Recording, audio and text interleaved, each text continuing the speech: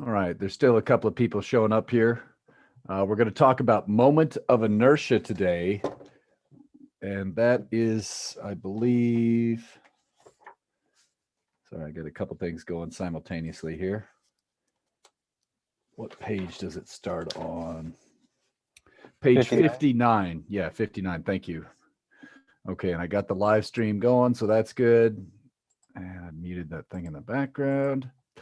So let me go to a speaker view. Actually, let me get me up here. So I thought I would start today, I have it somewhere, with one practical application of a moment of inertia. And so here, I don't know if you've seen one of these before, old school. Oops, did I forget how to open it? Come on now. Ha! I really jammed it shut. There we go. All right, so you probably know what this is. There's a spring inside of here. It's a metronome, right? So now I'm going to do something here. I'm going to change the position of this mass closer to the pivot point. So notice this right here. I don't know if you can see that. There's a pivot point right there. We've got a mass here, and then there's another mass here that we could vary its position. So when I do this, a little bit faster. So notice when the mass is close to the pivot point,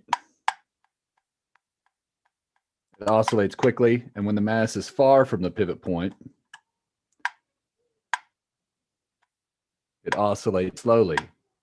So effectively, this is all they're doing is they calibrated the moment of inertia of this object and figured out, okay, when I put this thing at a certain spot, it will oscillate at this rate when I put it at a different spot. Here's a simple analog of that you've seen many times this semester.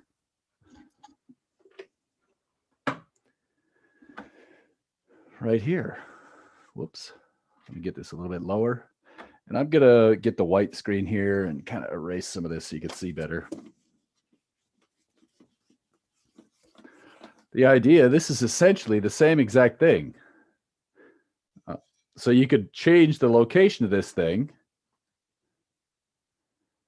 and it's going to oscillate at slightly different rates here, depending on where you put the other mass. So if I put this closer here, hopefully it oscillates faster. Same principle.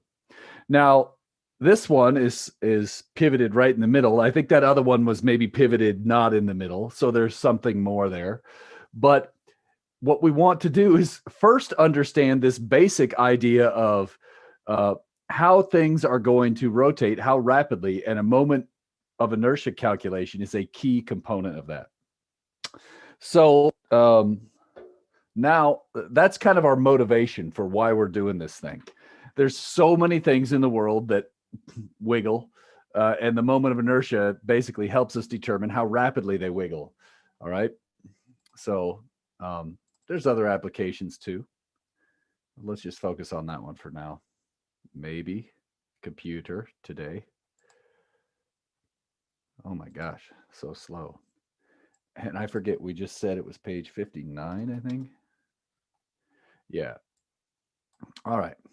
And so to be clear, what I was just focusing on is clearly the distribution or where the masses are located makes a difference in how quickly things rotate. It makes a difference in the moment of inertia. I don't know if you saw this, but let me give you another example. Axis location. So let me just make this kind of a, right? So imagine we have this object right here. I could pivot it right here, or, whoops, there's a rope on the back side I'm trying to conceal. Sorry about that. Just this rope I've got to deal with. And so I could also pivot it about the center, like a wheel on a car, or I could pivot it here, or I could actually pivot it like this, right? So notice there's pivoting this way, but there's also pivoting this way. There's different axis orientations as well as different axis locations. I could pivot it about the center this way. I could pivot it about the center this way. Oh my gosh, this gets pretty complicated. Oops, come on, computer. Maybe. Sorry, it's being a little laggy right now. Is this thing plugged in? Yeah, it is. All right. So obviously the amount of stuff you have, where it's located, where you put the axis, and whether you're going perpendicular to the object or parallel to the object, all this stuff will affect its moment of inertia. Here are some examples, and I'll focus at first on these two. 1, 2. We see a disk, right? This is the one where it looks just like a wheel, right? Where you're spinning it about a central axis perpendicular to the plane of the disk. Here was the other one I was showing where you're going through the center of mass still, but you're twisting the wheel kind of like, I don't know, like a toy drum or something, or I don't know. But yeah, here's another example. Give me just a second. If you use a rod and you put the axis through the center versus at some other point, say through its end, that will be different. Again, we see if you mount something and you go through the center this way versus that way, in the plates, we see that there's going to be different moments of inertia. A point mass is a special one. Look at this point mass equation. This is a special one. So this is actually a lot like what we were just looking at. Those pieces of brass that I had were acting like point masses, and they were attached to a massless rod. Now you're saying, wait, no rod really has negligible mass. Well, if it has zero mass, but if it has negligible mass compared to the pieces of brass, then that's what I mean by a massless rod. Okay, spheres are kind of special because no matter which way you do it, it's going to be symmetric, spherically symmetric. Same with the spherical shell. I like to think of a solid sphere like, well, that you just have like a pool ball, say, and a spherical shell. I think of a tennis ball or a basketball or something where there's a thin membrane and then that most of it's empty. You could think of a balloon as a spherical shell, right? Basically, most of it is empty space or air, which has negligible mass. And then a thin ring here. Here's one example of a thin ring. So this could be like the rim of a tire, right? You've got these spokes coming in for a bicycle, right? And imagine you have all these different spokes. If most of the mass is coming from the rim, that's a case where you might have a thin ring in a practical situation. Now, where this gets even more complicated is you could actually say, well, what if the spokes aren't negligible? You could actually take some thin rod components from, say, one of these two terms, depending how you want to do it, and you could add them together with this. And so in general, just like with center of mass, we could say the total moment of inertia, it uses letter I, is equal to the sum of some parts. So you could say I1 plus I2, et cetera, and just keep adding them up. So that's a super short crash course on the issues we expect to face with moment of inertia. Any questions before we actually do a calculation? What are the units? You tell me. Good question. I'll see if you can pick any random equation that you see on the screen and tell me the units for it. I equals mx squared is kilograms per meter squared. Not kilograms per. Or times meter squared. Yeah, and so you just say kilogram meter squared. Yep. That's the units. Good job. All right, so remember that.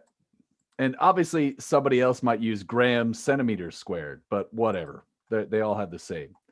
So let's take a look at this, and I want to show you just how sneaky this can be by looking at these three problems. And just to kind of give you a feeling for it, I'll let you read that while I get this thing unbolted here so we can show it.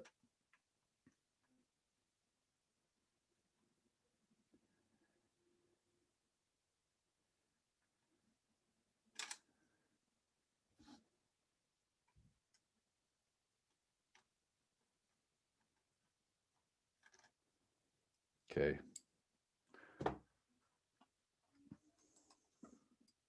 The idea here is you could imagine I'm holding this thing. Let's say I'm going to pivot this. Let me get out of the way so you can see things a little bit more clearly. Whoops.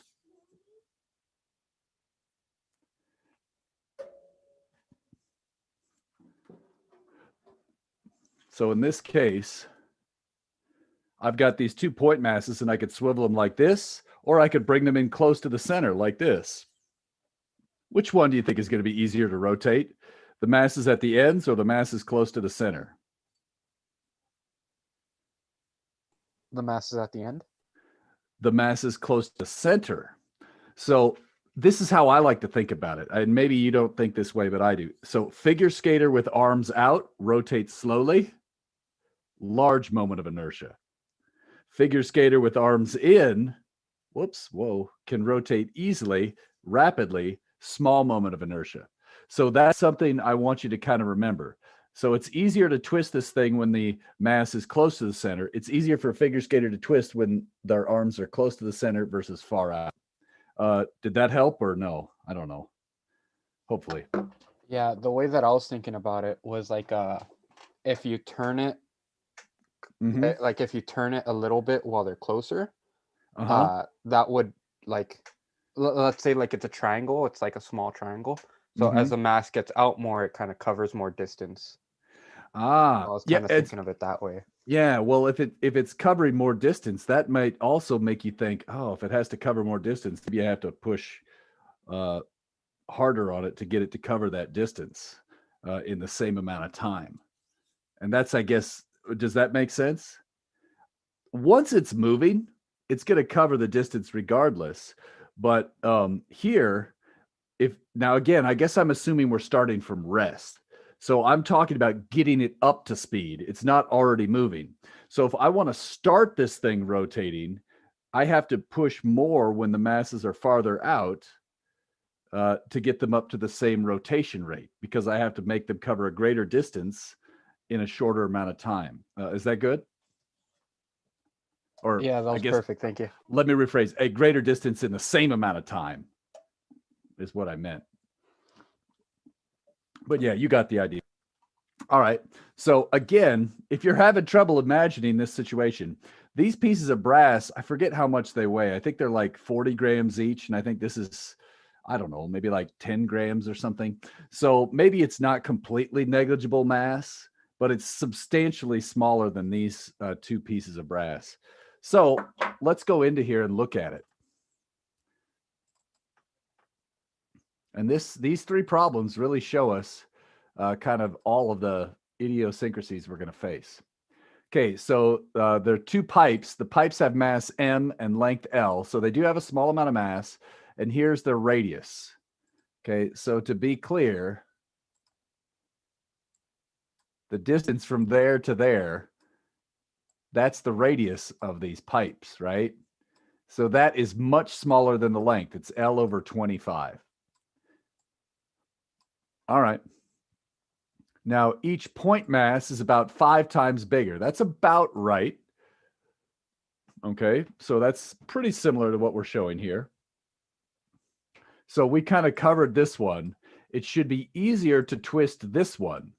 Think about it. These masses are right on the axis. They have negligible moment of inertia. The larger your moment of inertia, the harder it is to twist.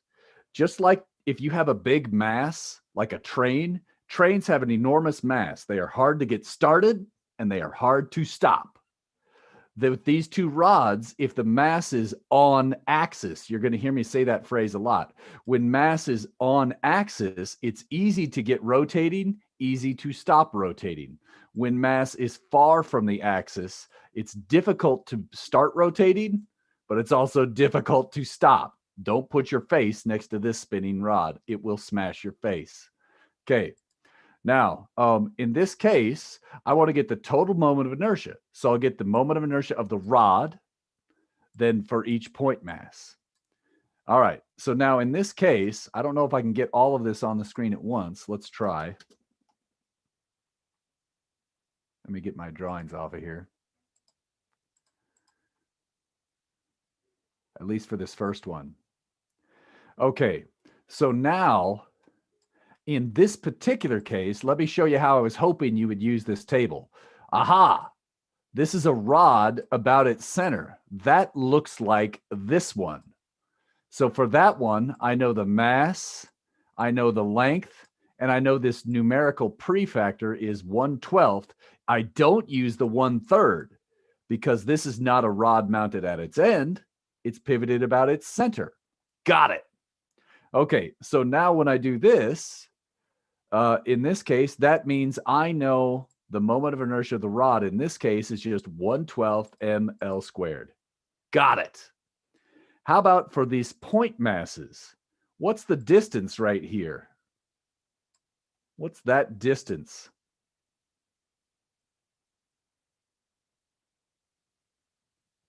One half L. Yes, L over 2. Perfect. 1/2 L or L over 2. So now I could use, let me do this. I could use this formula, and for us, X in this case is going to be L over 2. What is the mass I need to plug in for these point masses?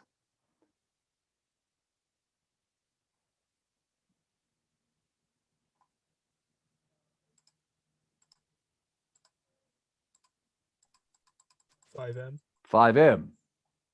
So we're going to get something like 5m times L squared over 4. Woo! All right. So that's the first one. That's rod 1. Let me pause. Does that make sense on this question? It's not too crazy.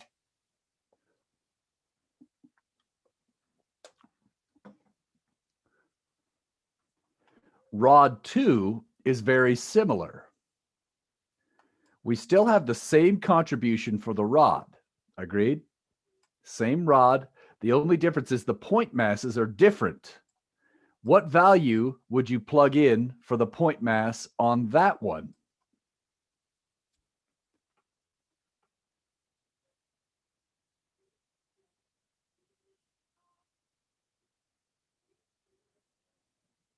What do you think? How far is the point mass from the axis in rod 2? Approximately. Isn't it like on it? On the Yeah. So what value of X? Don't overthink it. 0. 0. So if we were treating these as point masses, they would be 0.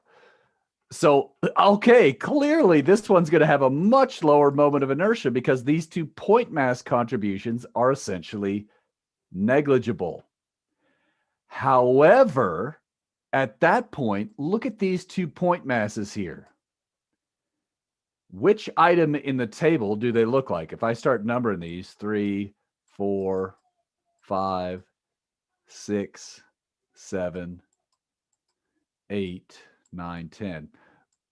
Which number in the table do those point masses look most similar to for rod 2? 1. No, but you're close. 2. Nope. For these 2 point masses, those 2 little gray discs, 6. they look like 6. Look at it carefully. Do you see that? They look like discs which have the axis running in the plane of the disc. You see that? It's very similar to 6. So in this case, if you wanted to calculate the moment of inertia for rod 1, you treat those discs as point masses. For rod 2, technically it would make sense to treat them as discs. And herein is everything you need to know about this section. It's tricky. You only get it by doing the work and getting experience. And once you do that, it's pretty straightforward. It's just getting used to when can I treat something as a point mass, when can I not? And I want to help you with that. But that's, yeah. So let's go take a look in there and see the solution really quick. This is 10.8, I think. Isn't that sneaky? Okay. Now, so here is the first way to calculate those. So we see in one case we get 31/12ths, in the other case we get 1/12. Much bigger with those point masses out there. Now, here's that part I was saying you could consider them as this type of disc. And so take a look at this one. I did the math. If you treat it, you'd have 2 of these 1/4 5M. That's the radius of those discs or whatever, right? Because the radius of the disc matched the radius of the rod. I did all the math for that. And if you care, it turns out to be less than a 5% correction. So, okay, in this case, if you were an engineer building something, it depends whether or not you need to do this extra effort. If you need to make sure something is exactly right for a spaceship going to Mars, say, you'd better account for these moments of inertia exactly. All right. Anyways, questions on that? So you want to use each depending on how large the mass is, or like how much of an impact it has? Yeah, so here's the idea. Generally speaking, when the masses are far from the pivot point, just treat them as point masses. And if it's not clear, usually in the question statement, I'll say, treat them as point masses. Now, here's the deal. If I get closer, it's starting to look, that's still pretty much a point mass. And I think there's a problem in the workbook. Let me find it for you really quick, where I said, if you're really curious about this, later on, after you get some experience,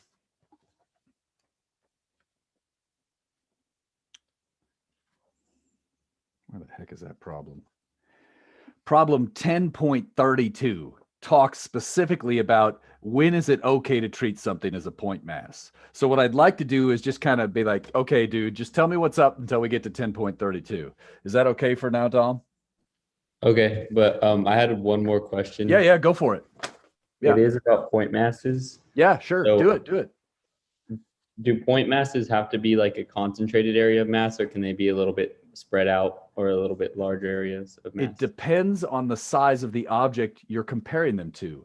A human being on a merry-go-round is approximately a point mass because their mass is concentrated compared to that giant merry-go-round.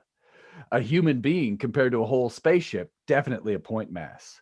However, if you have a human being by themselves figure skating, then clearly not a point mass because they're able to bring their arms around.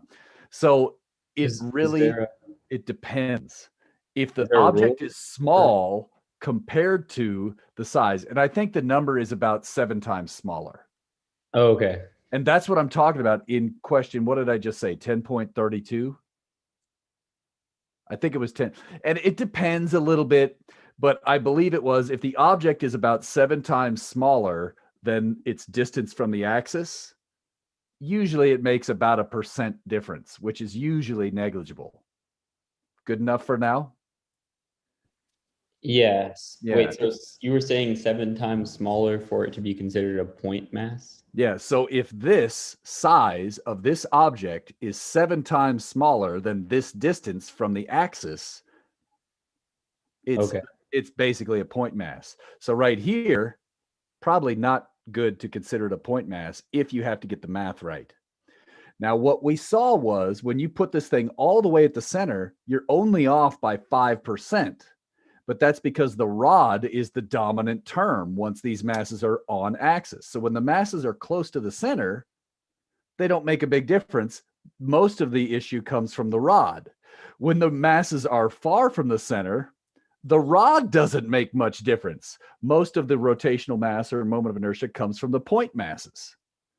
Is that helping? Yeah, that's helping. And in each question, we'll handle it. I'll show you how to handle it exactly, and I'll tell you when it's okay to do the approximations. So if in doubt, just do everything exactly for right now until you understand 10.32. Cool? Yeah, cool. Thank you. At any time, keep asking. All right. If that didn't make sense or if it comes up again, just keep asking. All right. So now let's go back to here. So this one is pretty similar. I'm going to let you do this one at home, but notice there is a subtle difference. What's the main difference between 10.8 and 10.9? The axes of rotation. Okay. So what is that going to do? Going to change the formula to use. What formula would you use for the rod? The one where it's at the end point rotating. Yeah. one end. And so we see that you got to pay a little bit of attention in these problems to notice where the axis is so that you grab the right formula. Also, notice this point mass is distance x equals what from the axis? How far is this one from the axis? 0. 0. And then this one would be distance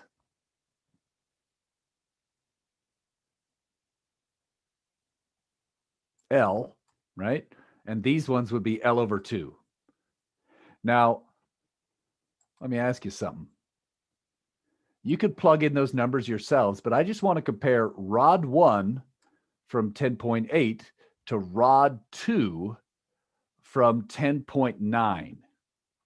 Should these two have the same moment of inertia or not? And if so, if not, which one should be bigger? Notice the point masses are spaced distance L over 2. Well, so are these ones. So do you think rod 1 from 10.8 and rod 2 from 10.9 should have the same moment of inertia? Yes. No. Which one's going to be bigger? Is it rod 1? Rod 2. Rod 2. Look at these fractions. 1/12 is a slightly smaller number than 1/3, right? So 1/12 is about 0.08. 1/3 is about 0.3. So this one's about 4 times bigger, right? So in this case, even though the point mass contribution is exactly the same, the rod contribution is different because of the axis location. And technically, this one should be slightly harder to rotate. It's going to have a slightly larger rotational mass. It might be so small you can't really tell the difference if you try to do this. And normally in class, I give people these 2 rods. We have these rods and I pass out a couple of sets of them and let you twist it and see. But yeah, okay. So anyways, you're going to do that problem at home, 10.9. You can kind of look at it. Look at 10.10.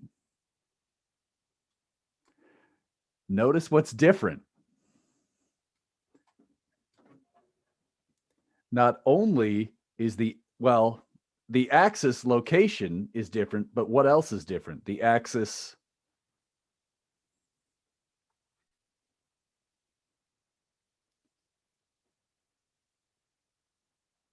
Where the axis goes through the Right. And that's what I'm calling the axis orientation. So now that's like comparing this to this. Sorry, I'll go slower so you could see it. Right. So one of them I'm twisting this way. One of them I'm twisting this, right? It's totally different. Take a guess. Which one do you think will be easier to twist? Like this? Or like this? Which looks easier as you see me do it?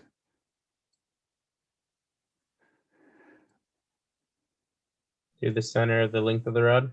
Yeah. And so why is that? If I draw the axis right through here, how far is this mass from the axis?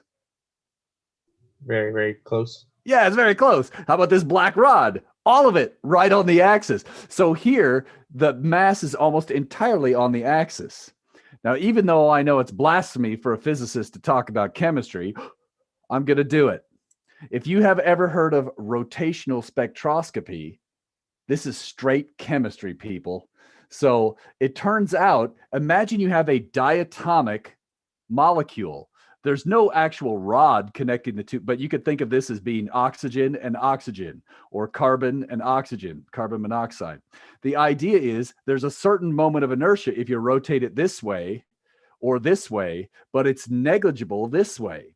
And so when you look at the spectra produced, the colors of light produced by these different diatomic molecules, you could ignore this contribution because its moment of inertia is so small compared to the other two, we don't see it showing up in the rotational spectrum.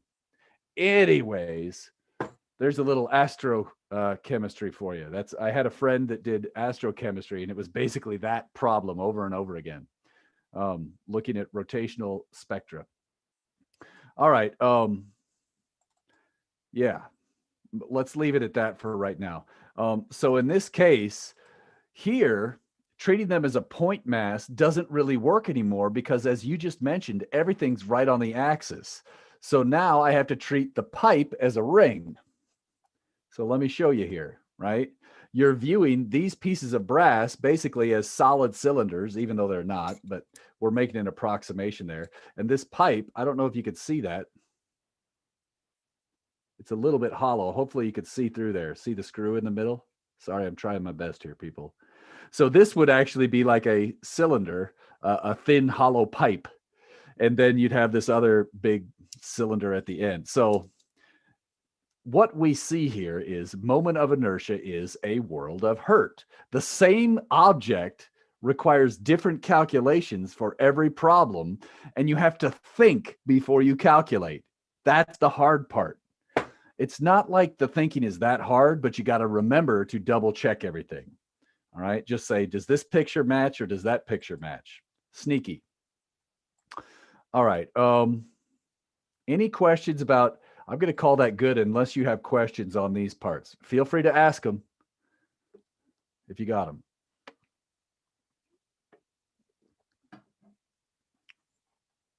All right, let's keep rocking.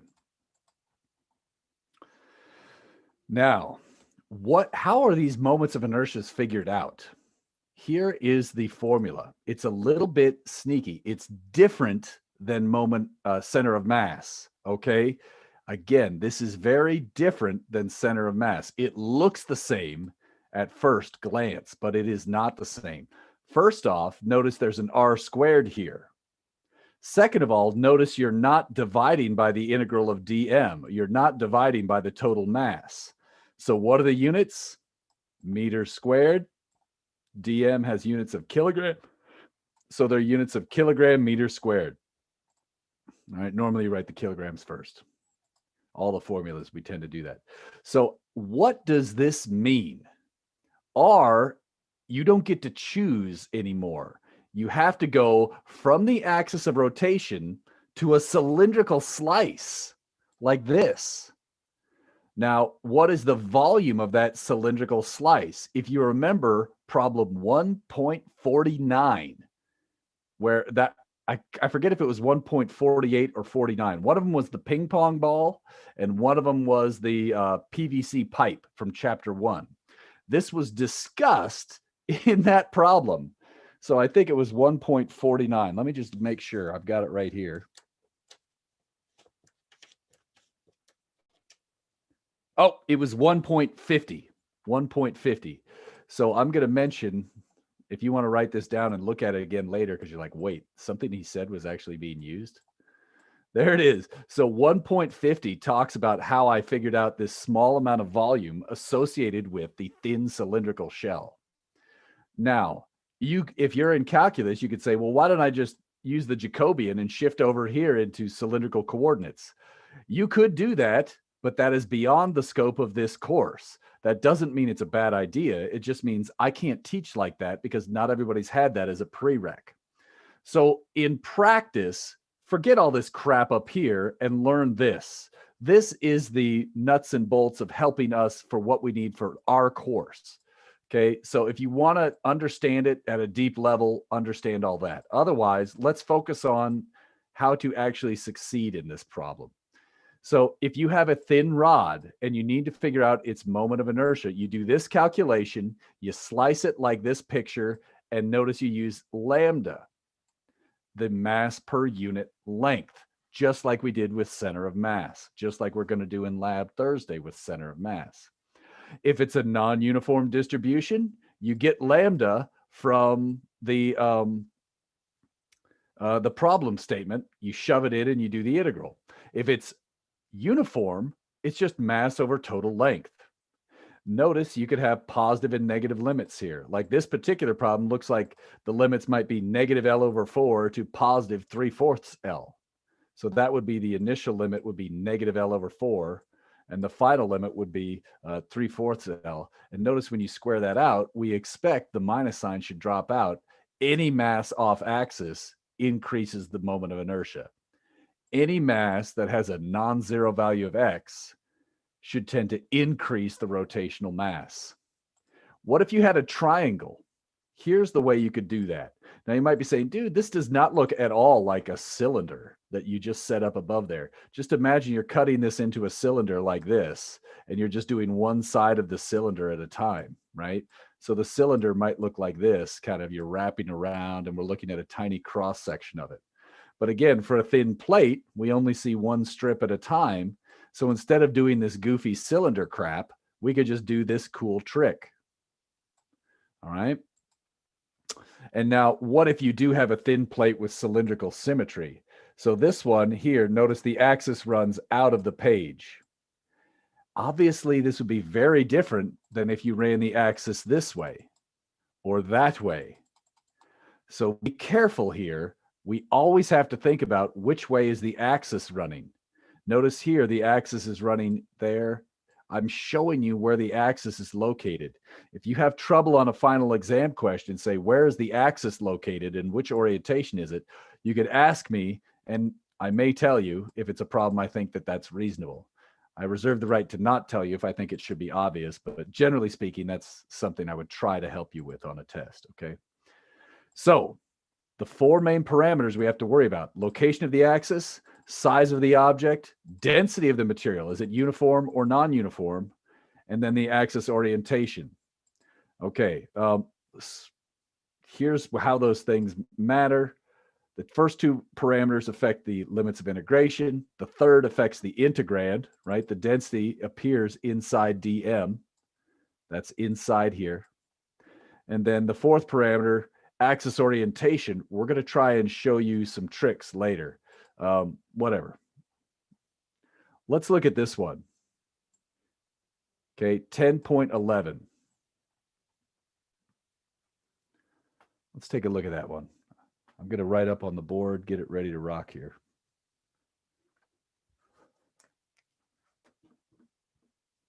What did I say, 10.11?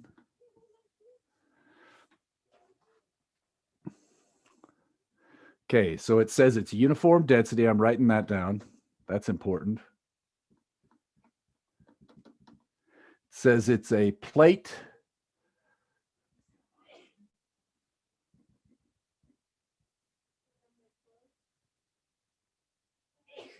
rectangular plate, has size A and B.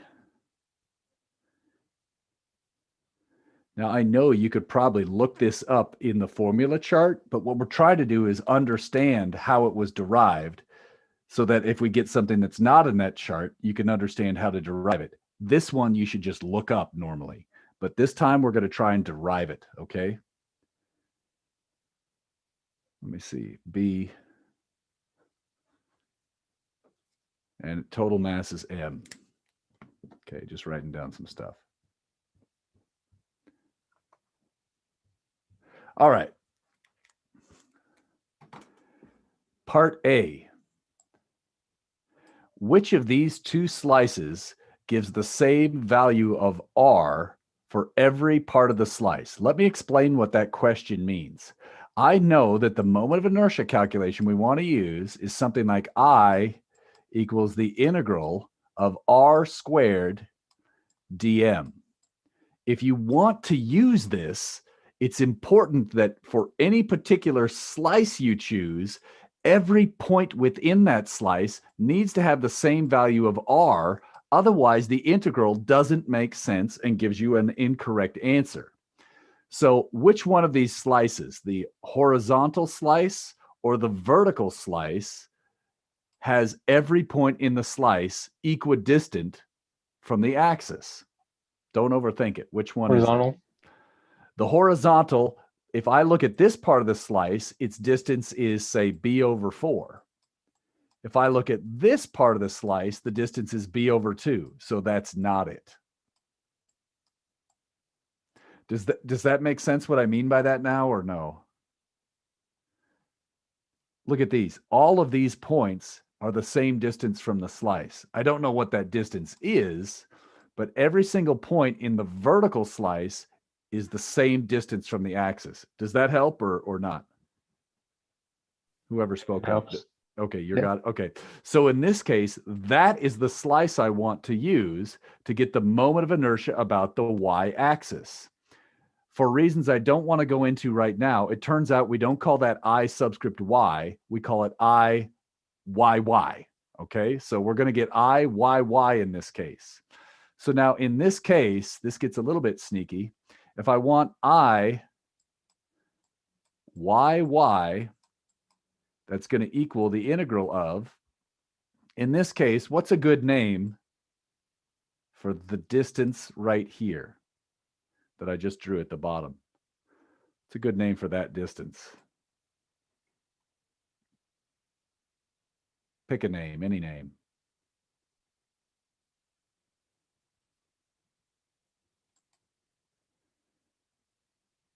Should I call it Z?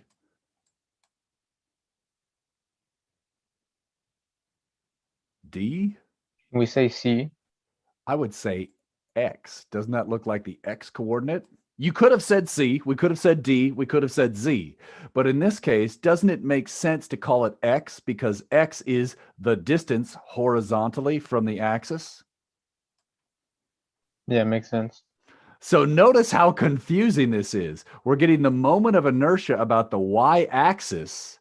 So what do we need? We need x squared dm. Now, what is dm in this case?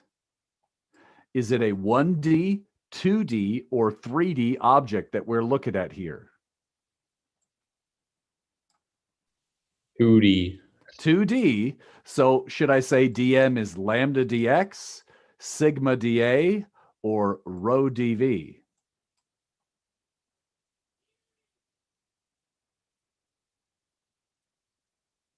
Sigma? Sigma dA. What does dA mean? It's not the mass of the slice, but the Area of the slice? area of the slice. What's the area of this particular slice?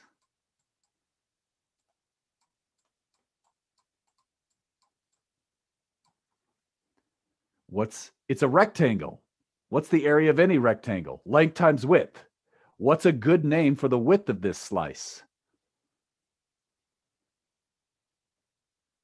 Dx? Dx, a tiny amount in the x. And what's a good name for the height of this slice? A? Sure thing, eh? Don't you know? Welcome to Canada. Let's get some moments of inertia, eh? All right, that's strange. All right. So let's take a look.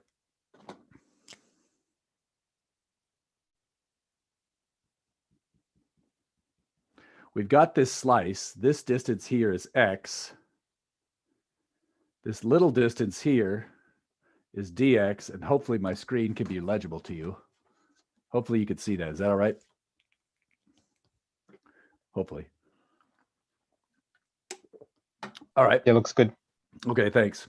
So now the idea is we want to say I about the y-axis. This is the way you write it in an engineering class, is equal to, in this case, x is the distance from the axis. And then I need dm. I'll write dm in blue here. And we know that dm is equal to sigma dA. I know that dA, we just said, is dx times a. It's the size of that red slice. Let me make that red so it pops. So we said that's a times dx. What is sigma for this plate?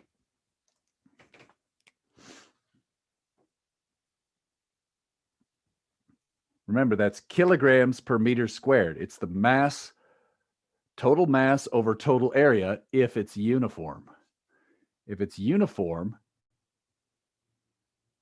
what's the total mass? M over M. AB. M over AB. So notice when we plug this in, I think the A's drop out, don't they? Let's take a look here.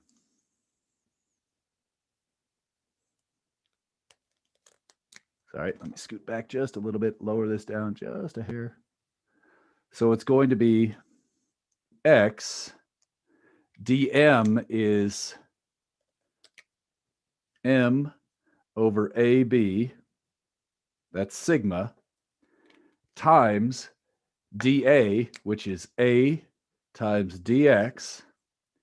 I see that the A's drop out. Sorry, Canada. And next, what are my limits of integration?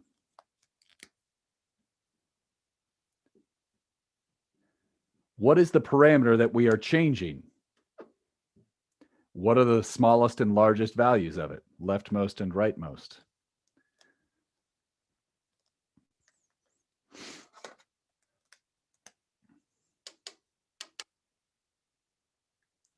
Take a guess. It's okay to be wrong. The leftmost, is it X or is it 0 to X? Okay. Do you agree this is the leftmost? Oh yeah. What value of X is this? Negative B over 2? Negative B over 2. And then what's the right limit going to be? It's going to be B over 2 then? Yep, positive B over 2. You don't have to write that plus sign. I'm just doing it. So just in case you can't see it, I'll bring it closer.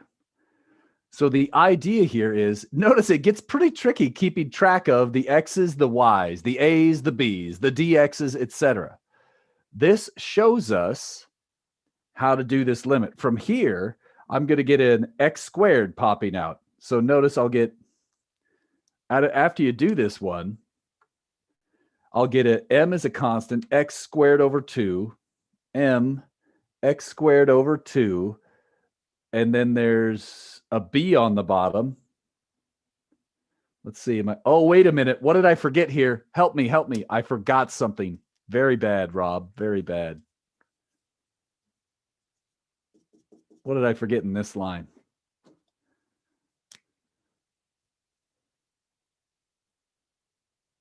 X squared.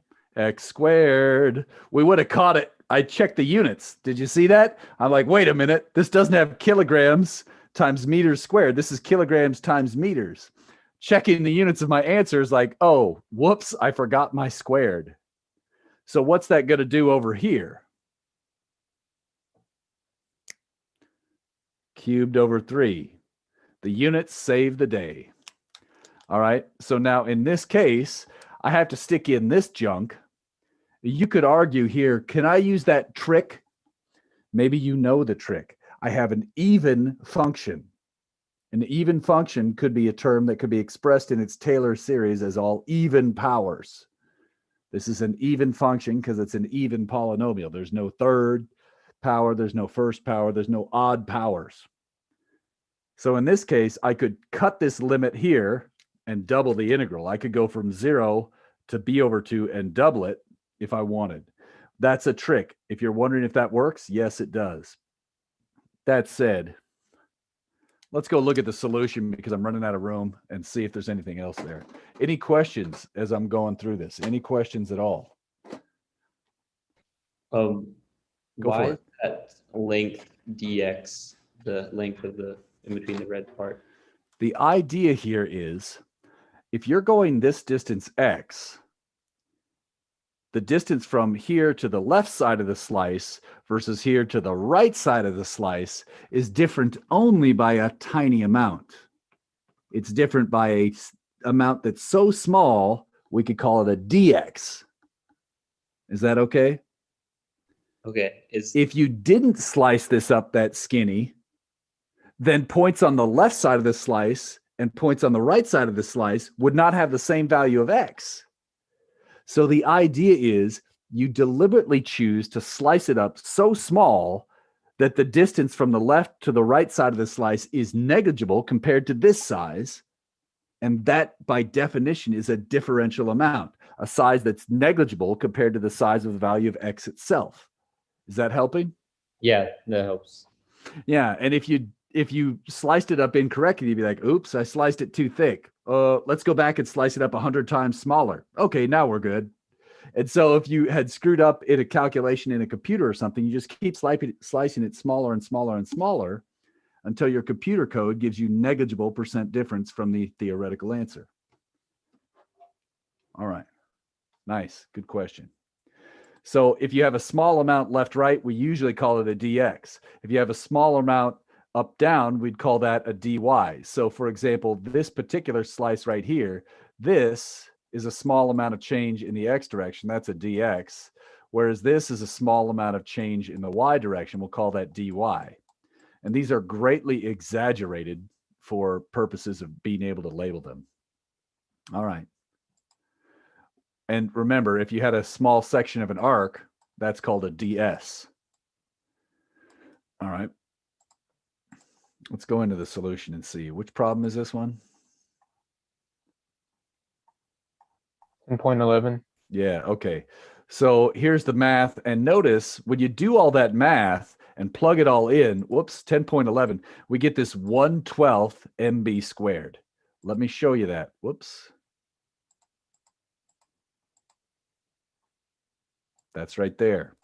So we just derived that particular one. So if you're wondering, how did they know it was 1/12? They did the math based on this definition right here.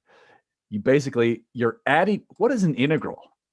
An integral is essentially a variation of a sum. You split this into point masses and you take the r squared value for each point mass, where r is not its necessarily position in 3D space. R means distance from the axis. So when you take that as a definition, it works. You might be saying, why are we doing this? I could answer that in office hours if you're wondering why they chose to do this. One way of thinking about it is this. I'll give you the super short version. Well, isn't this v squared? If something is rotating, what is v when you're rotating? It's not your omega, but it's not your omega, but it's R omega. r omega. And do you see that when you square this, we get things that look like 1/2 times mr squareds. See that mr squared pop out? So for rotating objects, each point mass that's rotating has some contribution to the kinetic energy associated with this mr squared. So that ultimately, if you add up all of those different pieces and you know the value of omega, later on we could use this to understand rotational kinetic energy. But if you're wondering why we use r squared dm, it comes essentially from this. Okay, good enough on that. So it's going to be really cool. I think you're really going to like this. Now, look at this. 10.12. How does this problem differ?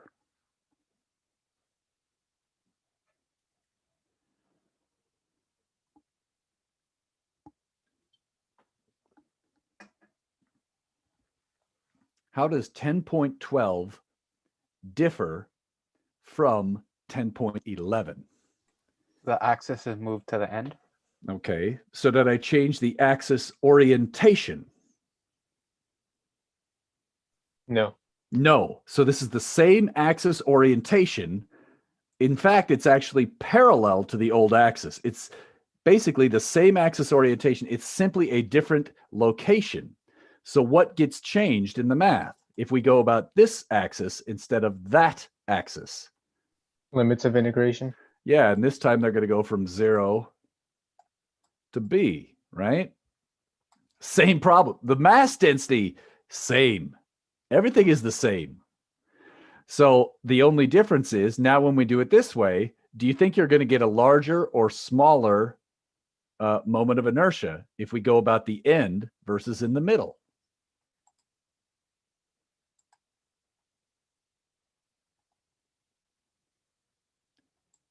Which one do you think is going to have a larger moment of inertia and why? Take a guess. It's okay to be completely wrong. The bottom one. The bottom one. What's your kind of reasoning? Because we talked about it earlier and I got it wrong. And yeah. Okay. True. Yeah. Well, let's look at this one. Do you agree the mass right here is close to the axis, and this part will basically not contribute much at all? Is that okay? yes. Whereas in this one, this mass is close to the axis, and this doesn't contribute much. However, as you go out, this portion over here is really big squared. That's going to matter a lot more than kind of big squared times 2. I don't know if that made sense. Really big squared is bigger than kind of big doubled, because the 2 doesn't get doubled, right? It doesn't get squared. So this portion right here is going to be a lot more impactful in the calculation than is this part plus this part. All right. Here's what I want you to think. Mass close to axis, easy to rotate. Small moment of inertia. Mass far from axis, difficult to rotate. Also difficult to stop rotating. Large moment of inertia. So here, most of the mass is far from the axis. Most of the mass is close to the axis. This is the small I. This is the big I. And in this case, this one ends up with a factor of 1/3. This one has a factor of 1/12. 1/12 is a lot smaller than 1/3. All right. You could try this one at home. But if you wanted to do this one, if I want to calculate this one, first tell me, how should I slice it up?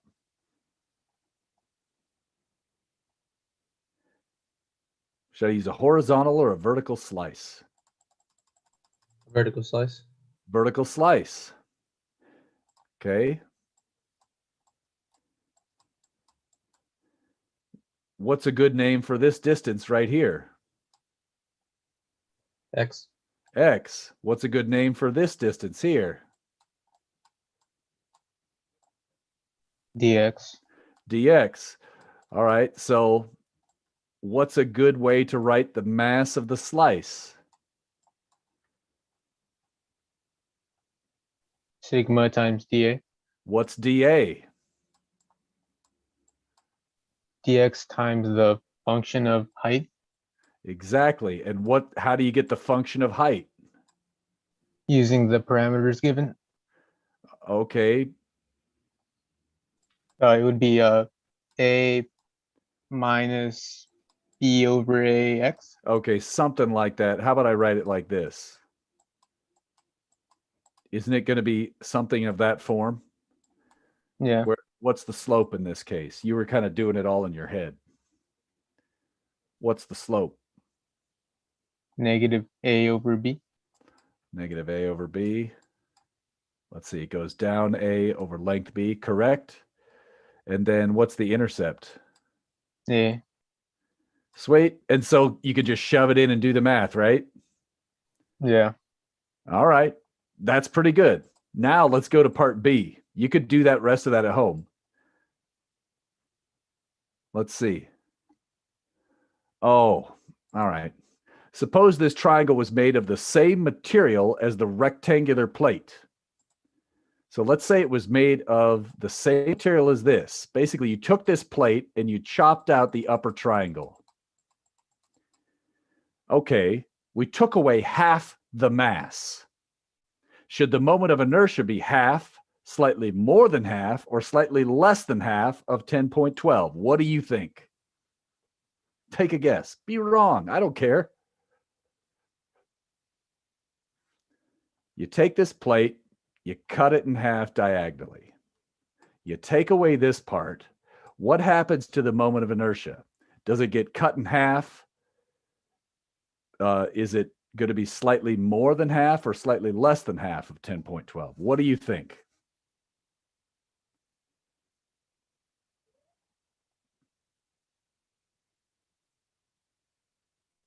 None of the above. Well, it's going to have to be either half of it less than half, or more than half. So it's one of those answers. Based on that, what would your guess be? I think maybe half. Okay, it's not exactly cut in half. That's the weird part. You take away exactly half of the mass, it's not going to cut the moment of inertia in half. It's going to change it by some other factor. Isn't that crazy? What do you think? Is it going to cut it? Do you think it's going to be like, let's say the moment of inertia of the upper one is 12. All right. What I'm telling you is this one is not equal to 6. Do you think it would be slightly more than 6 or slightly less than 6? And why? Maybe slightly less Why?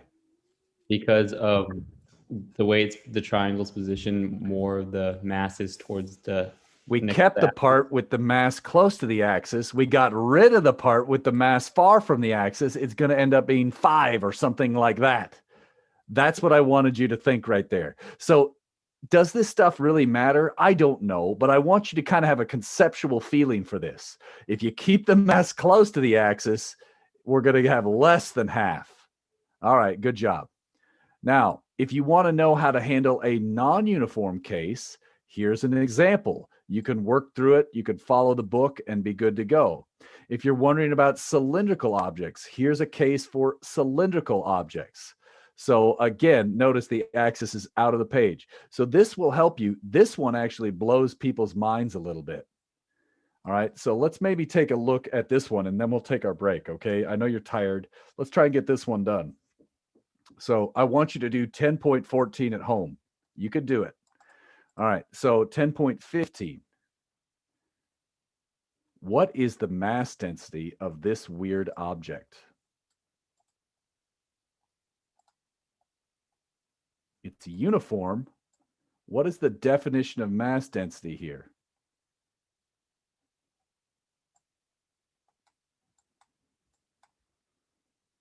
For a uniform object, how do you get mass density? Total mass over total volume A total or area. area for this particular case, because it's a 2D object. So if it's a 2D object, we're using a 2D density. All right, you had the right idea. Okay, so don't overthink it. What's the area in this case?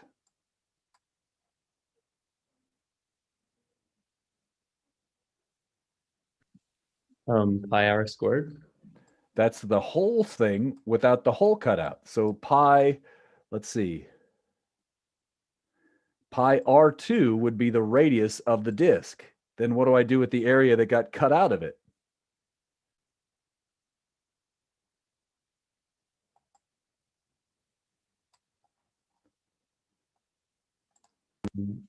Then maybe do minus pi r squared 1. Yep. Right? You say area outer minus area inner. Remember all that shit in chapter 1 where I made you guys figure out the volumes and areas of shit with holes in it? This is why. And for the next class, right? We do this all the time where it's just like, okay, all I got to do is get the full volume or the full area or the full length and then subtract off the part that's missing. All right, so I got sigma. Cool.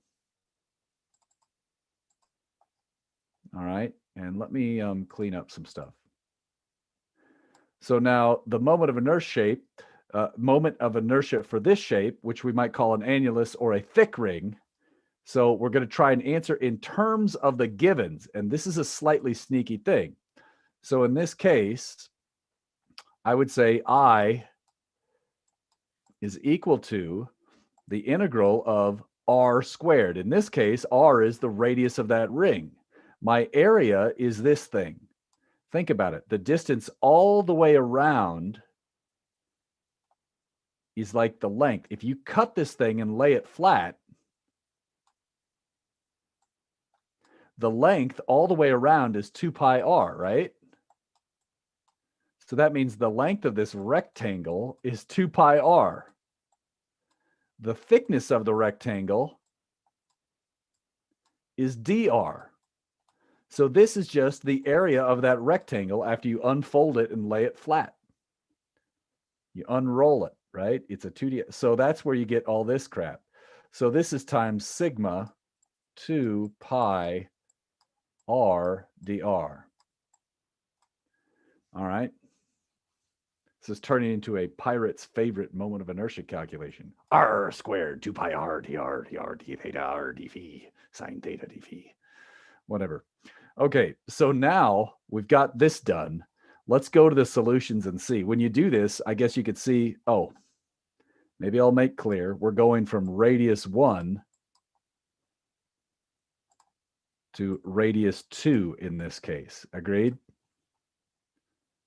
And you could see that we're going to get an r cubed. And when we integrate that, it looks like we're going to get r to the 4th over 4 times 2 pi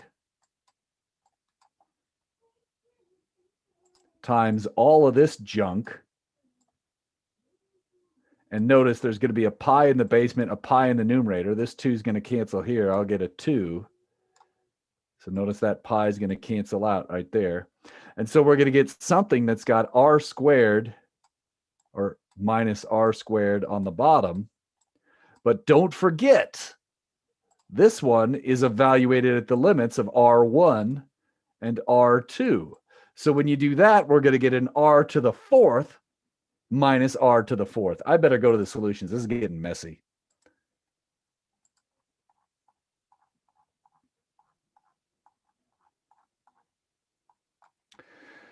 All right. So here's all the stuff that we were just talking about. Notice you get this step. And usually people are like, okay, that's cool. Notice this was about the z-axis. So instead of calling it IYY, this time I called it IZZ because the z-axis we're assuming is out of the page unless otherwise specified there. Whew. Notice there's this clever trick. You could factor this r squared, or sorry, r2 to the 4th minus r1 to the 4th can be factored into this thing times that thing right here. And as a result, people don't see this unless they actually do the math. This term cancels out that term. And notice the radii add together. Weird. Put that in your crack pipe. It'll really get you out there. Okay. So now in this case, we end up with an r squared plus r squared as the answer. Now, you could also do it this way without any calculus. We could have just said it was the moment of inertia of the big circle minus the moment of inertia of the small circle. That would have been a lot smarter. However, both of them have to use this same density. So you get this really complicated density calculation because the two masses, you have to, it's not something free. You still have to think a lot. Basically, a common mistake there is people do this subtraction using the same mass, which isn't true. They have the same density. Why is this calculation in this book? Because if R1 equals R2 equals R, you're going to get a 2R squared, which the 2's cancel the 1/2. If one of them is 0, we get a disk. So what am I saying? This problem, 10.15, can be used to figure out this one and that one. It can't be used for this one because it's the wrong axis orientation. This is a totally different problem. Can't be used for this one versus that one. Those are 3D. These are 2D effectively. They're in a single plane. They're thin rings in a thin disk or a thin plate.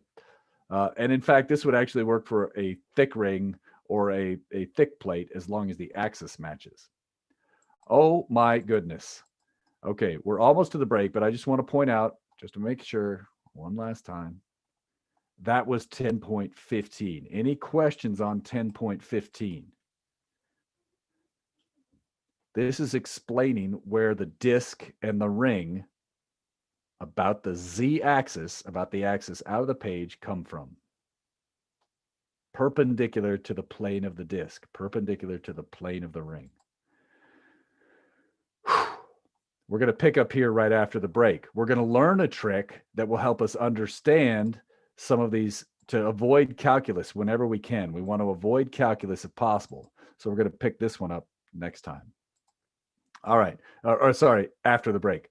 125, come back sharp. Okay, 125.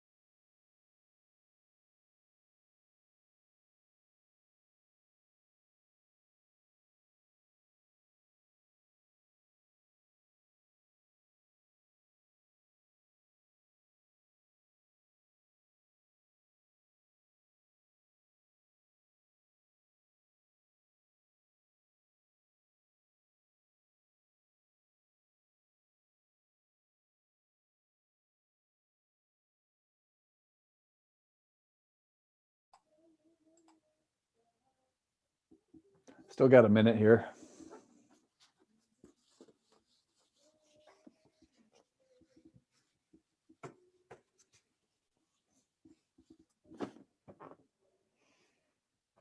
While we're waiting, any questions from anybody?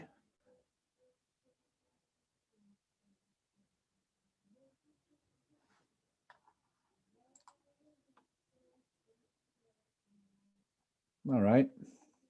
So in the interest of time, I'm just going to keep plowing ahead, and apologies if you're not ready. Just watch the live stream later and interrupt me at any time with questions. I love it when you ask questions. It's more interactive and more, I understand what's going on in your brains more, and I could try to help out. All right. So we're up to this kind of this huge deal here. Parallel axis theorem. Now, we are going to want to use this, and you want to learn how to use it well, because I don't know if you noticed, but these problems previously where you had to do calculus can get kind of annoying, and there's a lot of details. And so what we want to do is, if possible, avoid calculus. So, for example, let's say there's two axes which are parallel to each other. One of the axes runs through the center of mass. It turns out the moment of inertia about the parallel axis, so in this picture right here, that would be this one. This is the parallel axis. Then there's the one through the center of mass. That's this one. They are related by this term, md squared, where d is the distance between them. And why am I telling you this and saying it's a big deal? You have that table on page 59. In a huge number of cases, most problems, like this one right here, look at it. There's a thin ring, but the axis is up here at the edge of the ring. There's these rods, and the rods are not being figured out about that axis if we use that table. So what we do is we say, look, I'm going to grab a number out of the table. Usually that's I center of mass. I'm going to know the distance between the two axes, and that helps me figure out my axis, or my moment of inertia about this new axis some distance away. That is what we want to do. So without further ado, let's actually figure this out and see why it's not as obvious as you think. Okay. You would think it's really simple. It takes a little bit of effort and a little bit of practice, and then it becomes second nature. But thinking you've got this without practice, you are toast. Okay. Got to practice this. Okay. Let's look at 10.16. I'm going to write this up, and then I'll share my whiteboard, okay?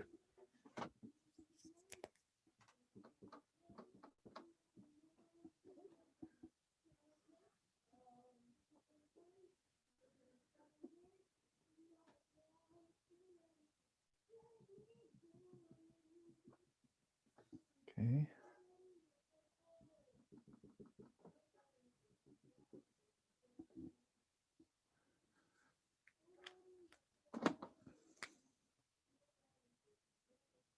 Just getting the picture.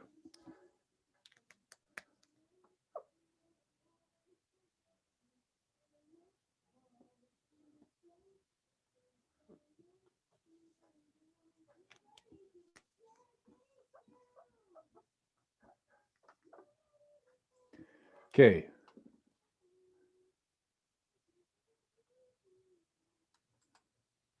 So we have this axis. Maybe I'll draw it with some color here. Oh my gosh, the green. Well, how about purple? I know the purple doesn't show up that well, but looks about the same to you probably, but it is purple on my board. So, okay, in this case, here's our axis. I want to use the parallel axis theorem.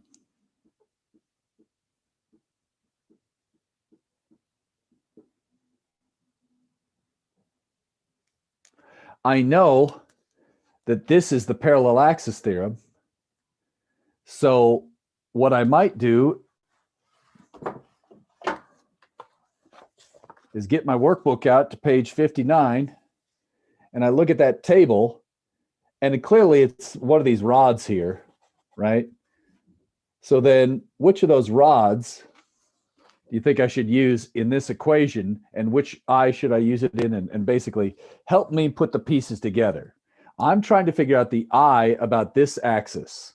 So I'm trying to figure out this one. I'm trying to figure out this. What do I plug in for this eye? And what do I plug in for D? I know the mass is M, so I'll plug that in. Help me out. And take a guess, and being wrong means you'll remember it later, right? I forget if that was Dom or Alex earlier that said, oh, I remember it because I got it wrong, right? That says everything you need to know. If you speak up in class and make mistakes, you don't make mistakes on test day. What do you think?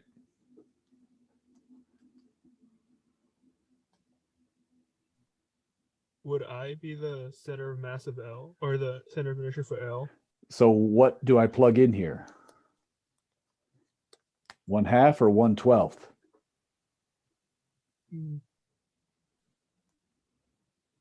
Or sorry, 1/3 or 1/12? Excuse me, 1/3 or 1/12? What did you say? Sorry about that. 1/3.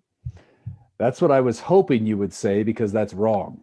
And I wanted to show you why it's wrong. 1/3 is about the end, isn't it? Is that the center of mass? No, that's not. So that's why you have to write 1/12. Does that make Okay. sense? And Yeah. it's the thing is, you're like, well, shit, isn't this 1/3? Absolutely. Couldn't I don't? Yes, that works, except it doesn't meet the definition. This has to be the moment of inertia about the center mass, which is 1/12 ml squared. So what is the distance I need to plug in? L/2. No. L/2 is this distance, or this distance. What is this distance? L/2 minus x. Yes. Isn't that sneaky? So you think this is like the easiest problem ever, but even in this problem, I need to get the distance, this D. We don't get a choice about this and this. We don't get to choose that. You can't pick any table you want. You have to do the center of mass moment of inertia and the center of mass distance. So you get L/2 minus x quantity squared. And that is this answer. So when we use this formula, Yep. pretend like we're rotating around the center of mass, and we find the inertia, like what the inertia would be if we did that. Say again. So when we're using this formula, we find what the inertia would be if we were rotating, if our axis Here. was center of mass. Yes. Okay. So you say, look, right now, this is the center mass. I could tell because it's not rotating when I hold it here, barely rotating. One of these masses is ever so slightly further out. There we go. So now it's pretty well balanced. I'm able to balance this with negligible effort. It's almost perfectly balanced here, right? And so this would be the center mass moment of inertia. And what I'm saying is, what if I tried to rotate it about here? What would its moment of inertia be? I have to compare the center of mass one to this spot, not the end to this spot. Even though it would be a lot easier mathematically to do this to this, it doesn't make any sense because it doesn't obey. The parallel axis theorem comes from an integral trick that I don't want to go into. But basically, we want to know how to use the parallel axis theorem. And I'm sure your textbook has a great derivation of why this works out the way it does. For now, I'm just using the result. Is that cool? Yeah, that's cool. So it's just like a step in solving it, right? Just using Exactly. So even though you could grab this pink axis out of the table, we have to go to the center. And believe it or not, what happens if x equals 0? What value should you get if x equals 0? That's the pink axis. If I rotate a rod about its end, you should get 1/3 ml squared. Well, if x is equal to 0 here, I get 1/12 plus 1/4.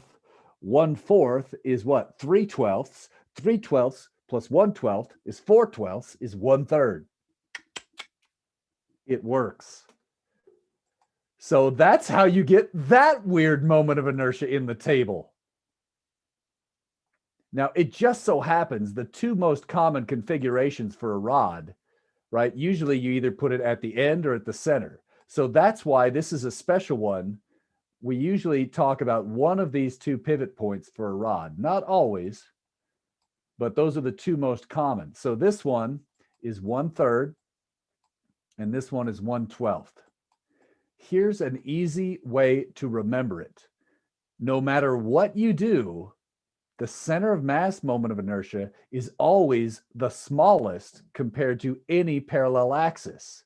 Because look, you're always adding a small amount of junk to the center of mass to get any other parallel axis.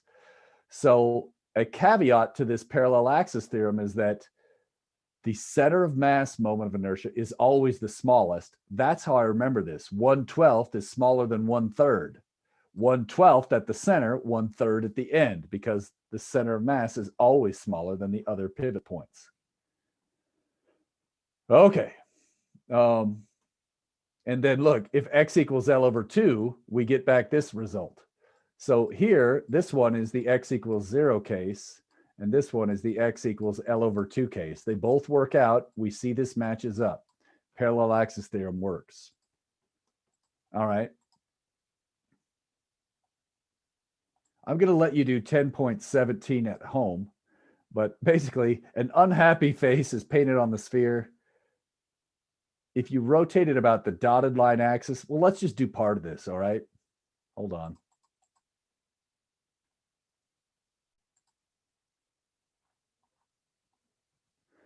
We're looking at this. Hold on. Let me get my, we're looking at this one. We're told this is a sphere. And I'm assuming that's a solid sphere because I didn't say spherical shell, right? It's a sphere, not spherical shell.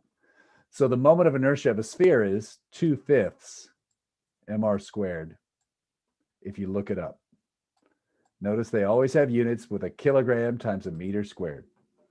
And then they all have some number out front, some numerical shape factor, if you will. All right. What's the distance I would use if I use the parallel axis theorem? I parallel is equal to I center mass plus md squared. What is the distance I need to use for this parallel axis problem?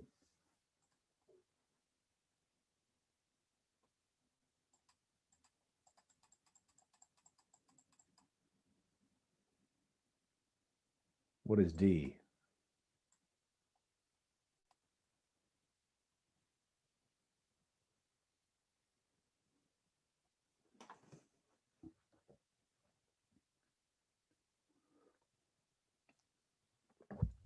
Is it just R? That's it. And this one is used all the time. For example, what if you have a ball rolling down the hill? Well, here's its center. This is like the pivot point. We're going to use this over and over and over again later. So if you have a pivot point about the edge, the distance between the center and the edge is just the radius. So for objects like cylinders, discs, spheres, spherical shells, we're going to use this parallel axis all the time to avoid impossibly difficult calculus. Not impossibly difficult, but very annoying calculus. All right, so there's that one. Now look at this one right here. Let me zoom back out. Let's see.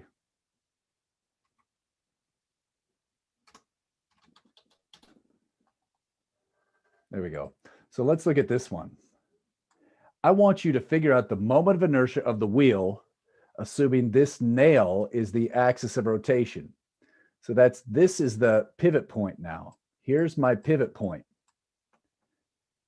What procedure do you think you would follow here? Just kind of don't try to do the math in your head. Just tell me what you think you would do if I want to get that moment of inertia.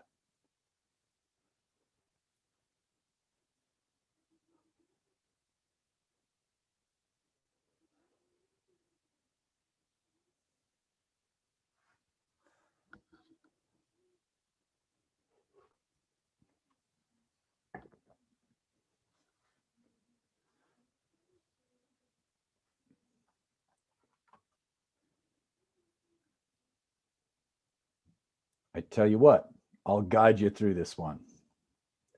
So I have no idea if I'm going too fast or too slow here. And you know, Zoom online sucks, so my bad.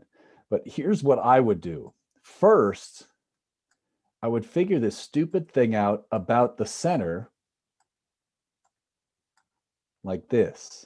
I would first figure out the moment of inertia about the center. Let me use any other color than red on green. I would use the moment of inertia about the center. I would say this is I of a ring plus 3 times I of a rod. But it's not a rod at its center. I would say this is a rod at its end. So I would get the moment of inertia of this and the moment of inertia of all that, and all of this would equal I center of mass.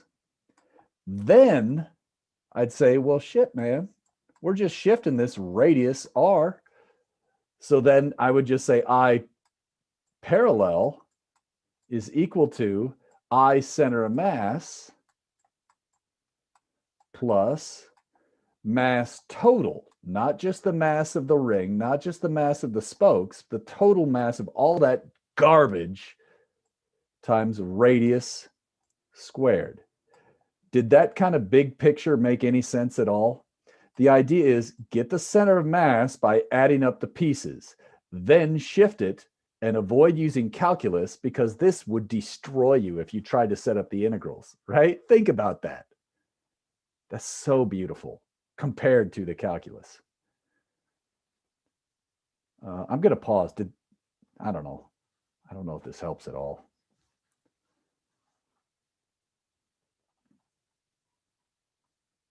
All right. So go all we ahead. did there- as I say, all we did there was just finding the center of inertia and then just shifting it by R, and that's it. That's how we found Exactly. this. So the trick in this one is now we're not only building things out of pieces, but then after you build them out of pieces, you can shift them to a new axis using this parallel axis theorem. Mm. And The so only thing that what? go ahead. I'd say the only thing that matters, or the shape only matters when we talk about the mass in this case. I'm not sure I understand. So, like the spokes and all that, that Uh-huh. only matters when we're just talking about the mass. This would follow for like any circle. Yeah, this would work for 6 spokes, 0 spokes, whatever, right? And here was a case where you just had a sphere, right? Well, what if you had had just a thin ring? Well, you'd have exactly the same shift, except you wouldn't have these spoke contributions, right? Yeah. And so this is a cool trick because most wheels are going to have the center of mass right on the axis of rotation in the center, right? And so here, this is the center of mass, whether you include the spokes or not, by symmetry. So this goes back to chapter 9, where we're like, I could tell the center of mass is right in the middle of that damn thing, right? Without doing any math. Because you could say, well, look, it's got the same amount left and right, up and down. Let's just get this thing over with. I know the center of mass is right in the middle. And then I say, okay, well, I know I can look these up in tables. So I could just get the moment of inertia about the center. Once I got that, I've got everything I need to plug into the parallel axis theorem. And that's true because the center of mass is right there in the center with or without the spokes. Is that good? Yeah, that's cool. I have I a think- question. Yeah, go for it. So what equation would we use for the moment of inertia of the rods? You tell me, would you use a 1/3 or a 1/12? What's your guess? I would say 1/12. 1/3, because Oh. these are at the end, right? Look at this. This is one spoke. Isn't the hub right at the center? So it's at the edge or the end of that spoke. Yeah. This would be the center of the spoke. It is not. Now, watch out. I don't know if you remember these. Oh my gosh, where's my mouse? Oh, here it is. Here's an old school type of, I think these were called spinergies. I don't know if anybody's has ever heard of spinergies, but they were actually rods and they did 4. Now, these ones, you could actually do it as 4 rods using the 1/3, or you could do it as 2 rods using the 1/12. But you got to be careful what mass you use. Do you know what I'm saying there? I With think so. this one, if you did it the pink way, you'd say 1/12 of the total mass of that entire length. But you could also split this into this one. Whoops, sorry. You could also say, look, I'm going to look at this top part as one mass, and I'll use 1/3 on it. And I'll use this bottom part as a different mass, and I'll use 1/3 on that. Now, because these were all going from the edge to the center, the pivot point is at the center. That's why I did 1/3. We didn't have this option like that. If you had an even number of spokes, you could use the 1/12 if you correctly chose the right mass of a double spoke. Is that good on that? Yeah, that makes sense now. Sneaky, sneaky. Good. Other questions? Now, you could see I oftentimes used to teach this class during the fall semester, because now not only do we have Dracula, but we also have Frankenstein. This was usually right around Halloween. So I threw in some Halloween problems. So let's pretend it's October. Dracula, take a break from sucking the blood, man. Don't you know? Using dotted line axis, moment of inertia is blah, blah, blah from problem whatever it was. All right, anyways, I can't keep going like this. But if you have Dracula, he says, I don't need calculus to figure out the moment of inertia about this solid line. So Dracula says, I'm going to use the parallel axis theorem. And I say, I know that I dotted should equal I solid plus ML squared. And I'm going to rearrange this to solve for I solid. But wait, that gives a negative answer. Clearly wrong. I'm hopped up on garlic. I love garlic, by the way. I say, go Bulldogs. My students are going to tell you what is wrong with that maneuver. Right? Tell me, what's wrong with this? Why does Dracula screw this up?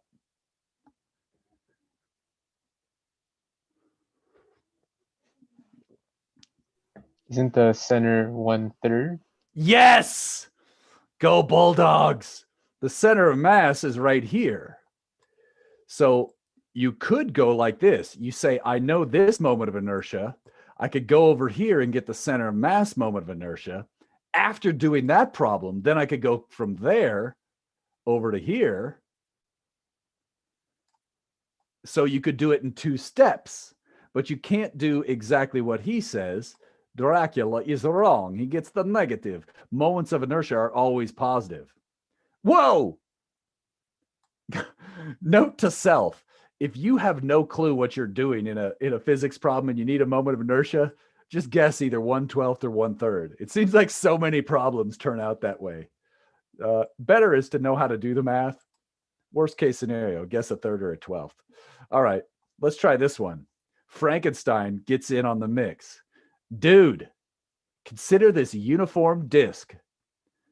From the table, I know the center of mass, moment of inertia of a disk is 1/2 mr squared.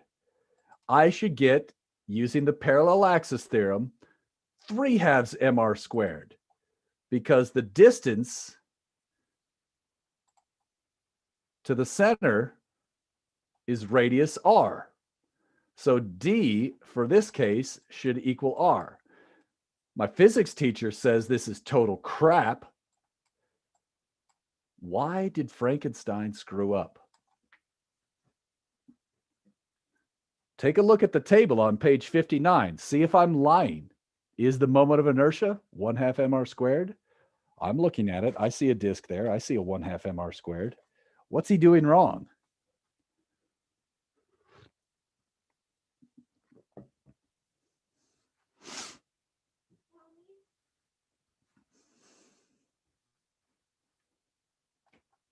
Is he using the wrong orientation? Wrong orientation. If I choose this as my axis, I is equal to 1/2 mr squared. If I choose this as my orientation, it's 1/4. Reading the table wrong gets the answer wrong every time. Sorry, Frankenstein. All right. What do you think? Does that, I'm just trying to warn you about the types of issues you may encounter. If you grab the wrong formula out of the table, you're going to get it wrong every time. If one of the points is not about the center mass, you're getting it wrong every time. Now, perpendicular axis theorem is another cool result. This is valid only for 2D objects in the XY plane. This is not going to be used on test day, or it may be an extra credit question. So if you're curious, this is usually used in an engineering statics course or dynamics course. So those of you that are mechanical or civil engineers, you're going to use this eventually. And in case you're wondering why we say XX and YY, the moment of inertia is called a rank 2 tensor, basically a matrix, right? A rank 0 tensor is a scalar. A rank 1 tensor is a vector. A rank 2 tensor is another name for a matrix. So it turns out there's a moment of inertia about the x-axis, the y-axis, and the z-axis, but there's also these off-axis terms if you are not using a good basis set, whatever, blah, blah, blah, blah. So there's IXY and IYX here. And I forget which order it is, and I don't want to spend too much time on this, but basically there's extra terms off axis. That's why we use these double X, double Y, and double Z. And if you want to learn more, take an engineering course. I don't have time for this. Again, perpendicular axis theorem, not on the test, or extra credit on the test. If you want to learn about it, cool. If you don't, cool. Summary for moment of inertia. Number one thing you have to do, identify the axis location and orientation before you waste time looking at the table. Step 2, try to split it into parts directly from the table and just add them up. That was like the first question we did. If it's similar to the table, but the axis is shifted parallel, you got to make sure you grab one parallel to the table. Then you can use this. Remember, the two axes have to be parallel. Otherwise, it's not parallel axis. And it requires you to use a center of mass moment of inertia. You don't get to choose. D is the distance from the center of mass to the parallel axis. You don't get to choose. If all of those don't work, you could use the perpendicular axis theorem. For this semester, we are not going to focus on this. This is only good for 2D objects in the XY plane. Obviously, you could rearrange this if it was in the YZ plane, right? Or the XZ plane. You just switch over what's over on the other side. So the two, yeah, but again, let's not focus on that. And then finally, you could always use calculus.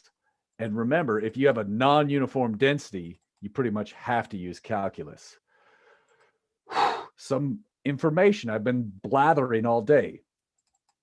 With mass close to axis, I is small. Small I, it's not necessarily easy to rotate. We should more specifically say it's easy to change the rotation, okay? Because small is a relative term here, okay? Now, for any chosen axis orientation, I center mass is always the smallest. And then for planar objects, moment of inertia out of the plane is always greater than or equal to the moments in plane. That's basically what I was showing you here. Oops, where is it? Look at this. out of the plane is going to be bigger than either of those two because they're summed. So in this case, let me just get this up here. This is a subtle one. If you had to not understand this, I suppose this is the one. But like this. This one is out of the plane. These two are in the plane. Notice these two are each 1/4. 1/4 plus 1/4 equals 1/2. In short, out of the plane is always bigger than in the plane. That's your intuition. Let's go back there, look at it one last time and see if there's any questions. Oh my goodness, that's a lot to know. This is a lot harder than just putting something on a balance and saying 3.26 grams, right? It's crazy. Oh my gosh. So if we don't understand this, we can't do anything else in this chapter. So you've got to get this down. Any questions on this summary? I'll pause.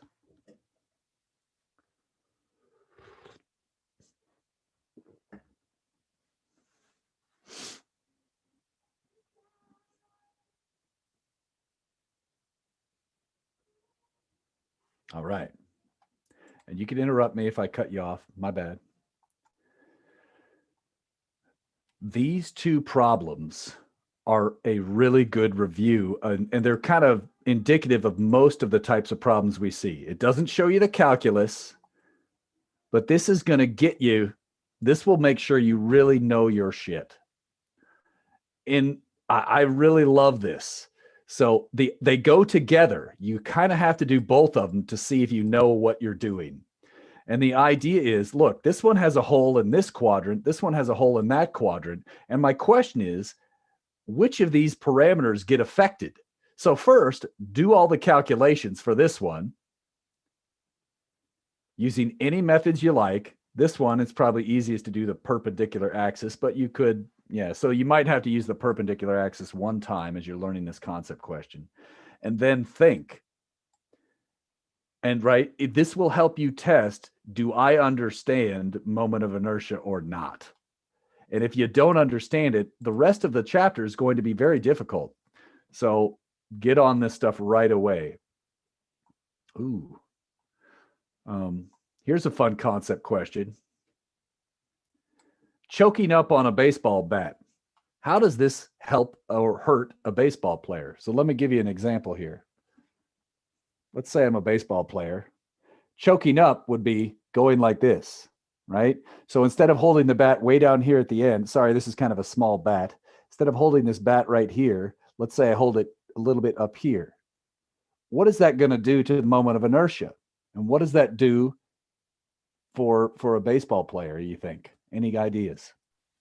Gonna make it easier to swing. It makes it easier to change the rotational state, is how a physicist would say it, easier to swing it. Meaning you start at rest, you should be able to get more bat speed on the bat. Okay. So, all right. Yeah. Right. Because you're putting more of the mass close to the center. By putting the axis of rotation closer to the center, it should be easier to rotate the bat rapidly. Should be easier to change its rotational state because it has a smaller moment of inertia. The mass hasn't changed, just the axis location. Okay. Here's one with some gas in a tube. So maybe this is a gas centrifuge, and maybe it has this unusual density function, which actually is not outrageous. So it's quite plausible to imagine a density variation like this inside this gas centrifuge. All right, so you could figure out the moment of inertia about the y-axis. You could figure out the center of mass if you wanted to. Oh, and here's why I brought this up. A similar type of integral appears in quantum mechanics as well. So if you're a physicist, you might be saying, dude, this is stupid. Turns out all these, yeah, I try to relate this to the future. I don't know why, but I liked this one. You have two square plates made of the same material. When I say they're made of the same material, I want you to think something. What parameter is the same for these two squares? You say same material, that means they have the same Density? Density. They're square plates. Plates makes me think area, makes me think sigma. Okay, so you have the same density. You're going to rotate both of them about the edge of the square. The moment of inertia of the smaller square is half of the larger square. So let's say this moment of inertia is I1. What I'm saying is I2 is equal to half of that. And I was curious how big the square had to be. So how much smaller do you have to make the square to cut the moment of inertia in half? The answer is not half. Okay. So you could try that one at home. Here is a really good one for the calculus people. So if you need to know the calculus one, you need to do this one. All right. So why? Look at all this. We do total mass, we do center of mass, we talk about the moment of inertia, and you may even need to do the parallel axis theorem somewhere in there. So yeah, there's some cool stuff in this one. All right. Look at this one. It looks the same as the other one, only you could see you have to read carefully. There's something subtly different about 1028 than the last one. All of these different questions, I know I ask a lot of questions. I know it's a lot of work. But if I don't ask these, you don't know the ways I mix things up on test day. Students used to complain all the time, the test looks so different than the homework. Well, now they don't look that way, but you got a lot of homework. So the problem with physics is it's very easy to confuse you if we don't do a lot of homework. I wish it wasn't that way. My job would be a lot easier and I could be a lot lazier like teachers all over campus, but that's just not the way it is. Oh my gosh, here's another one. Okay, so they're all a little different. I'm telling you, these are sneaky, sneaky questions. All right, here's a good conceptual one. And finally, back to Dom's question at the beginning. When is it appropriate to consider a sphere as a point mass? Well, let me just gloss through this one here. 10.32. Let's actually look at this one. And I'm going to just cheat and go to the solution. Okay, this is the equation for that moment of inertia. Here's the moment of inertia of the sphere about its center. And here it is. And I'll draw this up here just so you can see what I'm talking about. There's a pivot point right here. There's a massless rod. And then there's a sphere right here. Right? The distance, we were told, is x. I know about the center. This is the I center mass part. Notice the parallel axis part is exactly the same as the point mass contribution. So the parallel axis theorem, what we're really doing is saying, look, if this thing's on axis, it's right here, then add in the contribution from it being a point mass off axis. It is the point mass formula plus a small correction for its actual size. So what I'm saying is, look, here's just the point mass correction. So let's say I want that to be 99% of the total. So I want the point mass portion to be 99% of the total. I rearrange, I group, and so, oh, it looks like it's 6.3 R for a sphere. Now notice every shape has a slightly different number out here, Dom. So when we do this one for a spherical shell, it'd be 2/3, and then this number would be a little bit bigger. If it was a disc, it'd be 1/2. It'd be somewhere in between there. So, but in general, we could see it's somewhere in that 6 to 7 range for most of these different shapes for discs, thin rings, stuff like that. Now, if you want to really understand something, I hope you're noticing this. If you graph something, you are forced to understand it more. And that's the real reason I keep harassing you about all these graphs. Look at this thing. Here, the red line is indicating the total moment of inertia. And the blue line is indicating the contribution just from the point mass.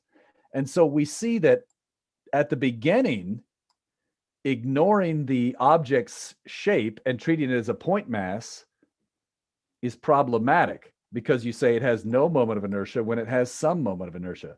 That's an infinite correction. That's bad. However, once you get past a certain spot, they're like, nah, they're basically the same almost all the way up. And here you could say, well, geez, they're really similar way out there. So the idea is the farther you get away from the pivot, the bigger you make X. Again, what are we doing here? We're looking at this. We've got a pivot point here. We're saying X is the distance. As you make X larger and larger, the difference between the point mass formula and the parallel axis theorem is negligible. So we just use a point mass formula.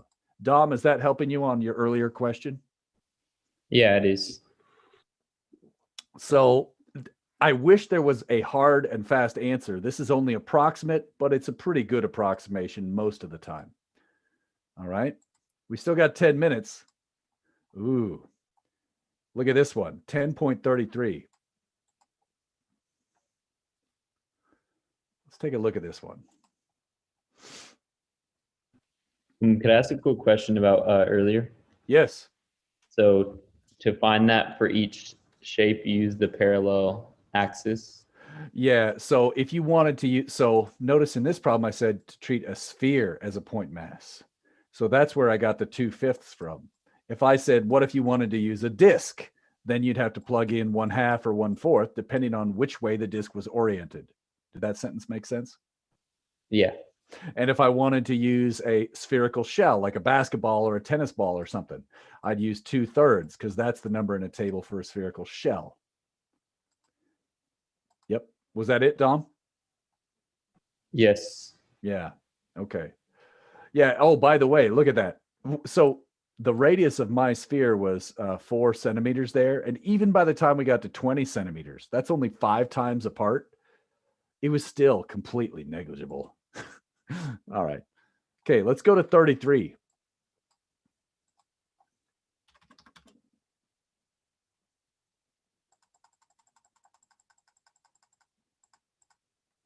Okay. How would you do this? Don't try to do it in your head. Just kind of walk me through the process. How would you start this? I'll help you if you get stuck. So somebody just speak up and let's try it. I'll give you a second to read it.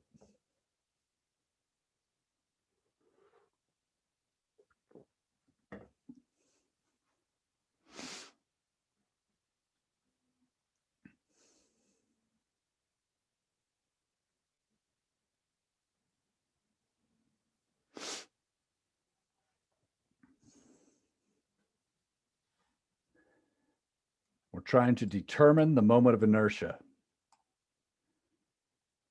Okay. Any ideas how we would start? Would we have to determine the moment of inertia for the shaded region, then subtract the whole? So you just said I total equals I. Can I just say I1 minus I2? Absolutely correct. That's the first piece of the puzzle. Don't try to do calculus. Think of this as a total of 2 shapes. One of them is a negative mass, so we're going to subtract it. Okay, I1. That's going to be what? I of the disk, right? What would I plug in for that? 1/2 or 1/4 or something else?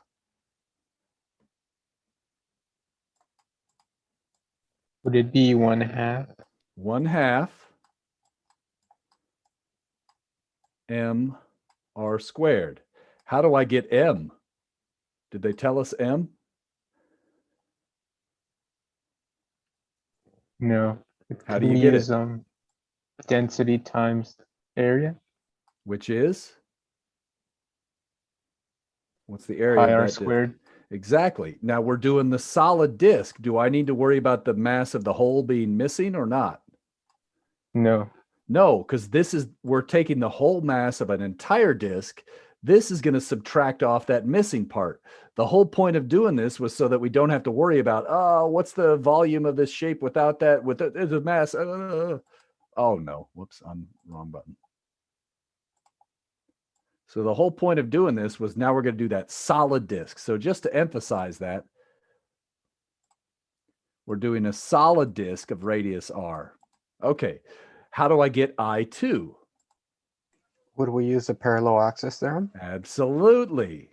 So the parallel axis theorem, so I2 would equal, I got to use the parallel axis. I got to say I center mass plus mass 2 times distance 2. I'm just putting a 2 on everything here just so I don't get lost, right? So what is mass 2?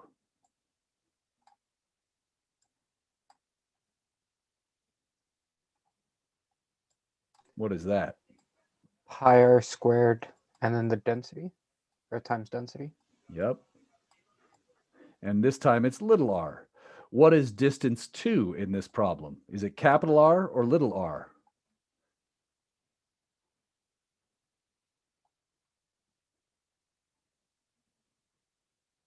Go ahead and answer what you think. It'd be x, wouldn't It's it? X. I'm trying to mess with you. Good, good. All right. So now what's this I center mass here?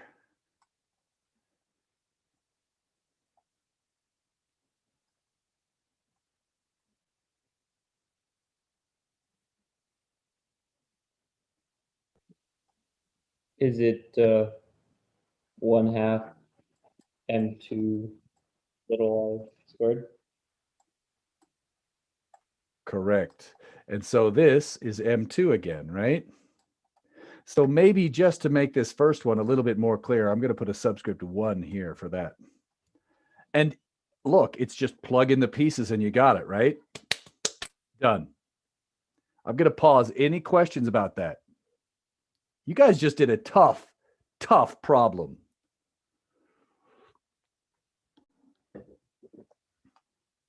That's hard. And you basically cruised. Nice job. So you could do this now. That's awesome. Okay, I'll let you read this one later. Okay, so now I can't help it. If I'm going to do something, I'm going to try to do a good job at it. So here I show you some extra tricks. You don't need these tricks, but if you care, I showed you some ways to do things. Here's another way. Oh man, so I could show you, these are tricks that you don't have to do. There is a problem. You could look this up on the internet, how to do it, but it turns out the tricks that I showed you can be used to figure these things out. Imagine a cube along its main diagonal. Woo, nasty.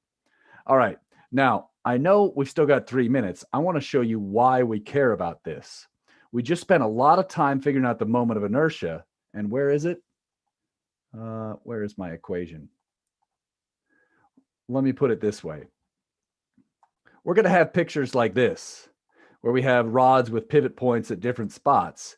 And instead of saying F equals MA, how are we going to use this silly moment of inertia calculation?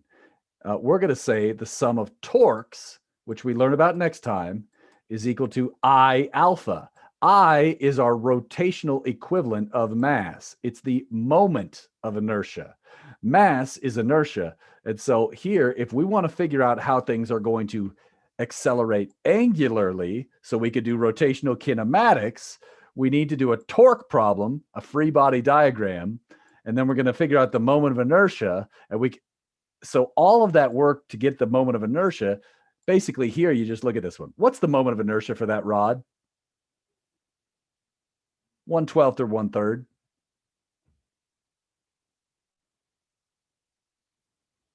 1/3. 1/3. How about this one? Does it look like 1/12 or 1/3?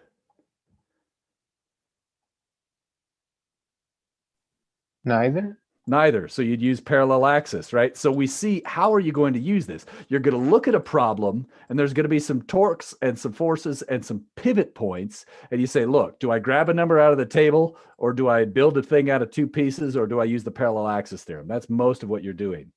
So what about these ones? There's a disk, right? There's, oh, this one's kind of fun. Next time you're thinking about toilet paper, you could read this problem. Okay, let me show you another one. Look at this. What if you want to do energy? Well, there's a mass associated with the height of the center of mass. Then there's this rotational kinetic energy term. I don't know if you remember. We're going to go over this later. Don't worry. This is not the, but notice we need the moment of inertia instead of mass for a swinging object. 1/2 mv squared becomes 1/2 I omega squared for a rotating object. So you look at this one, I'm like, oh, well, I could get the center of mass location from chapter 9. I could get the moment of inertia by doing the rod at its end plus a point mass here. So that's a 1/3 ml squared plus an ml squared. And I got the moment of inertia to plug in here. So this is the practical way we end up using this one. One more. I know it's time to go, but let's get one more. Here's one with the hole in it. How is this going to rotate? Well, I combine I1 minus I2. I get the center of mass. The center of mass with an object with a hole cut out of it's right over here. So now I know this center of mass is going to swing down here opposite. And I could use this to figure out the speed of this thing as it rotates. Okay, that's cool. What about pulleys? If you're pulleys, we always assume pulleys had negligible mass. Well, now we can add in the moment of inertia associated with a pulley. And we get stuff that looks like, instead of the original formulas like this, we're going to get a correction term associated with the moment of inertia. And notice the units. Mass has the same units as kilograms meters squared divided by meters squared. All right, let's keep going. I'm sorry I'm going so far here. There it is. There's the last one. What about objects that roll? The nastiest. Well, there's some gravitational energy, some translational kinetic energy, but there's also rotational because this object rolling downhill is equivalent to translating plus rotating. So as an object moves downhill, it not only moves from point A to point B, it also spins. So we could see that the moment of inertia pops up in all of these things. And even, I guess I'm not going to stop. I'm going one more. The next chapter, whoops. Oh, crap. The next chapter, we're going to talk about moment of inertia. And instead of doing momentum problems, we're going to have angular momentum. So instead of mass times V, we have I times omega. That really is it. That's how we're going to use this stuff. And I apologize if I just bored the crap out of you. So I'm going to stop the live stream there. That is how we're going to use the stuff we just did.